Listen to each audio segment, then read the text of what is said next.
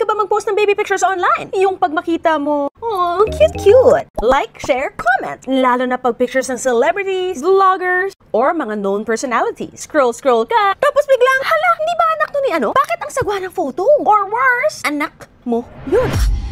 Stop scrolling because this is child pornography. At yes, you can take legal action. Kasi under the Anti-Child Pornography Act, bawal gamitin ang kahit anong larawan ng anumang bata. Especially if it's sexualized, edited, or posted with lewd captions. So kahit na cute pa yan dati, once magamit yan sa bastos na pamamaraan, pasok sa krimen. So ano nang gagawin mo? File ka na ng complaint sa PNP or NBI. Ask for the takedown of the photo. Sabihin mo sa social media platform to take it down. Report mo na sa DOJ o sa Child Porn Council. Demand damages! Kasi hindi biro ito. Protect your kids. Protect their future. And follow Attorney Mix Nograles. This is Attorney Mix Nograles. I'm Pink Kanunay.